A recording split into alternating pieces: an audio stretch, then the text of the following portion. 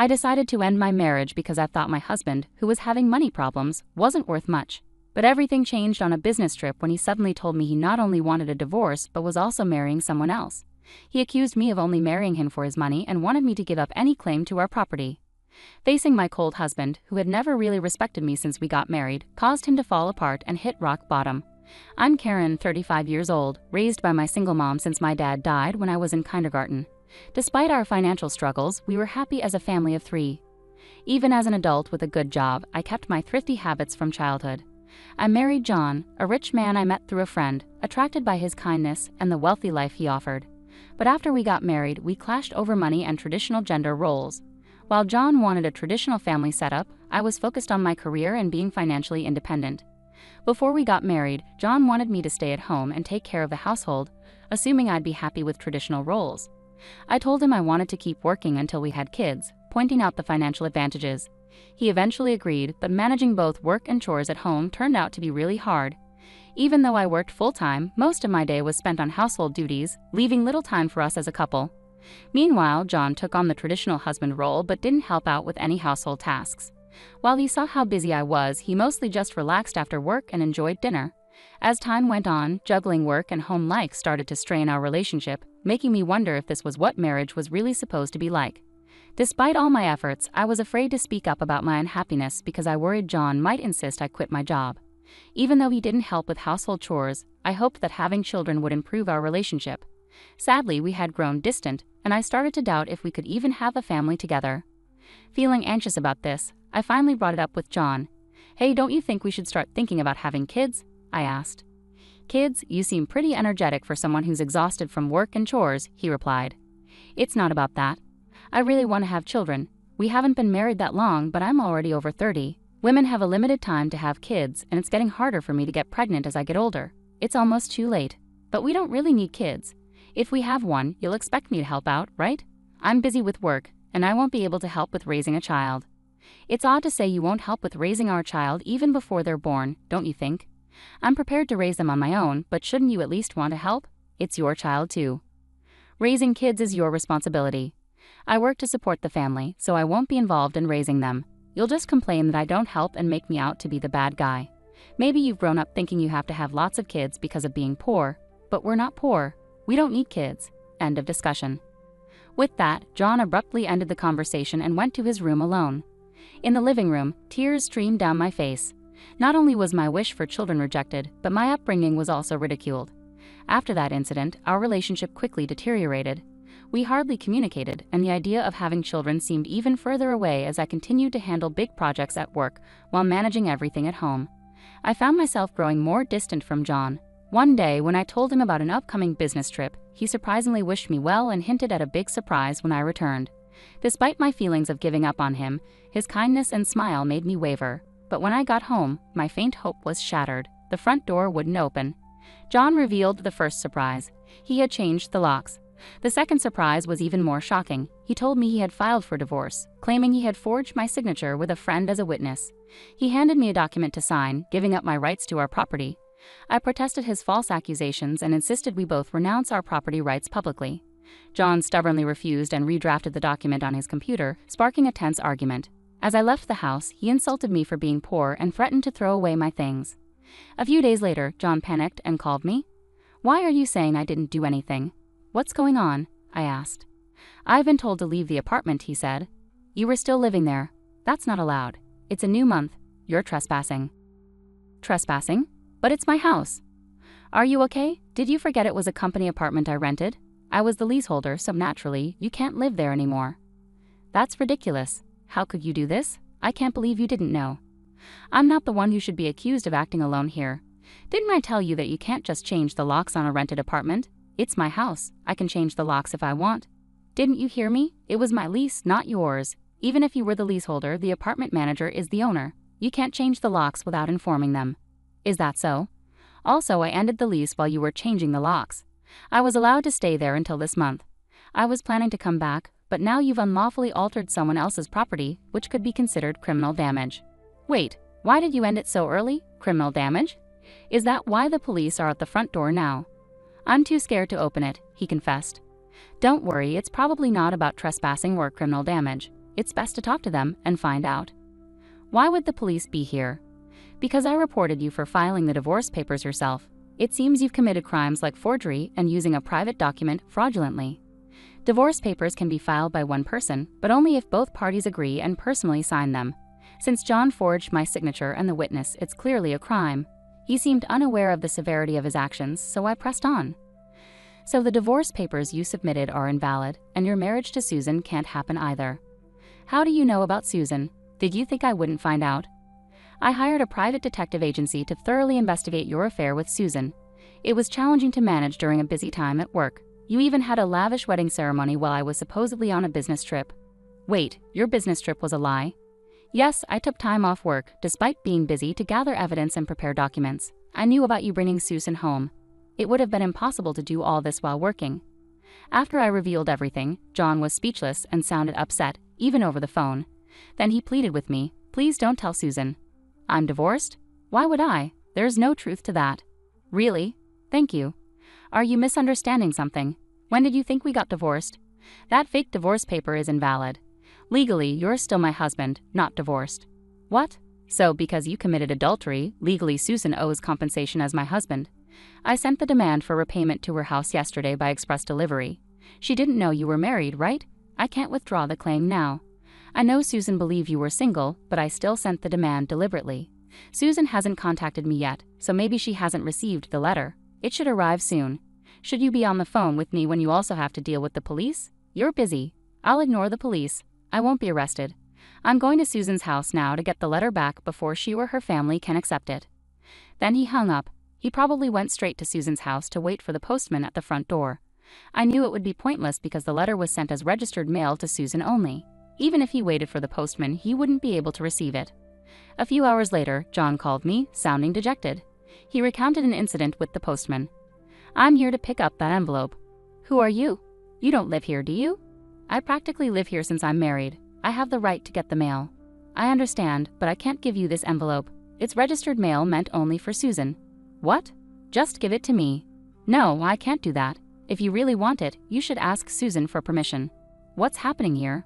Oh, John, what's all this commotion? What's going on? Ah, Susan. This is registered mail for you. This man insisted on taking it. Sorry for the disturbance. I'll be on my way now. What's this? A demand for compensation? John, you were married. What's happening? Sorry, it's just, she's an ex-wife from a long time ago. I was embarrassed to say I'm divorced. I'm sorry for keeping it a secret, but isn't this strange? We haven't been dating long, and a demand for compensation. If I was divorced before we started dating, there shouldn't be any issue, right? Well, my ex-wife is upset. Maybe she's demanding compensation out of spite because I got married. That was his excuse, but it was quickly debunked. The envelope included a letter I wrote along with my contact information, so Susan called me directly. During that call, I explained the affair, the invalid divorce, and how they had a wedding ceremony while he was still legally married to me. Despite the ceremony, they hadn't officially registered their marriage yet. John had planned to do it on April Fool's Day, but it was still pending. He likely delayed registering the marriage because he wasn't sure if the divorce was finalized. After being caught at Susan's house, John shamelessly reached out to me again. I still had some things to discuss with him, so we agreed to meet at a nearby cafe. As soon as I arrived, John started pleading, "Karen, please withdraw the compensation claim. Let's act like we've been separated for a long time and are officially divorced. Then I can apologize to Susan for hiding our divorce and maybe smooth things over. Do you think I'm desperate to stay married to you? I was already planning to file for divorce, but because you cheated, you'll pay compensation. Trying to squeeze money out of me, huh? Typical. Depending on my answer, everything could change. There's still an option where we don't get divorced. If I say no, you can't just reject it. That means you can't marry Susan, and your marital status will be exposed. Fine, I'll pay the compensation. Just divorce me now. Sign here. Then what about property division? How much more do you want? The compensation should cover it. Remember, we agreed to waive property division, right? Let's make it official. All right, you're not as bad as I thought. Thank you. We then went to a public notary, drafted a document for compensation and property agreement, and then to City Hall to submit the divorce papers, finalizing our divorce. Relieved, I exchanged final words with John. I'm glad we don't have to split our property. What do you mean? I'm the one benefiting from that. By the way, do you even have assets left after paying me compensation? Susan will also demand damages. She mentioned billing you for the wedding expenses. That's not possible. I'm marrying Susan. She won't make such claims. We're divorced now, so there shouldn't be any issues. You're still living in a fantasy. You committed marriage fraud. You had a wedding while still legally married. Do you really think Susan will still trust you? Marriage fraud is serious. Susan will believe me. You can count on that. I heard it directly from Susan. And weren't the guests at your wedding paid actors? You still owe them. You know about that. I haven't settled with them yet. Why do you care? You could have just agreed to property division and come out ahead. That's what I wanted to tell you. Even if we had divided the property, you would have ended up better off. What are you talking about? Calling me poor? Your family might be modest, and you only make $115,000 a year, right? Even with a raise, it wouldn't be more than $20,000. You don't own any property. You keep accusing me of being poor, but it seems you've misunderstood. Yes, my salary is $115,000, but I work for a foreign company. Did you know I'm the director of the American branch now? It's not $115,000 per year, it's $155,000 per month. That makes an annual income of $1.8 million. You're still not getting the numbers right. How do you manage to keep your job? It's $1.8 million per year. $1.8 million? That can't be true. Of course, I haven't had the chance to spend such an amount, so I've been saving it for the future. The savings from before our marriage aren't part of the property division, but there's still a substantial amount accumulated during our marriage. You were my spouse, after all. I'll have the divorce papers corrected. Are you all right? After all the disrespect, you expect me to happily undo the divorce? If you have that much money, why bother contesting the compensation, right? It's just a small amount to you. Whoever laughs at a penny will cry for a penny. This compensation is for the emotional pain you caused me. Honestly, I could ask for more. Now that it's settled, make sure you pay it, even in installments. I'll be frugal. Also, don't go back to that apartment. Your things should already be moved to your parents' house. You may have thought I didn't have much, but I had already moved most of my belongings. Were you that indifferent to me? I have so little I have to go back to my parents' place. They don't know everything yet, do they? Let me explain. Don't say anything. I've already told them everything. They deserve to know why we're divorcing. Oh, and your father said, never set foot in our home again. He collapsed and I left the cafe. Later I heard he caused trouble at the police station. Despite my advice, he returned to the apartment. He sat there aimlessly in the empty apartment until the manager called the police, and he was taken away. It's unclear whether he was arrested for obstructing public duties, trespassing, or due to the forged divorce papers. Eventually, his parents took responsibility for him. After speaking with me and learning about Susan, they decided that their first priority was to apologize and pay damages to Susan's family. They visited Susan's house and knelt in front of her family to apologize. They settled everything without pursuing charges for marriage fraud, even covering the costs of the wedding. I had expected them to pursue legal action, so it was disappointing that they didn't. So I decided to pursue legal action against him for forging the divorce papers. John offered a settlement, but I refused to withdraw the lawsuit. I didn't want him to think that his actions could be resolved simply with money. I wanted him to face the consequences and understand the seriousness of what he had done, even if it required time and effort on my part. I left everything in the hands of my lawyer to ease the burden on myself.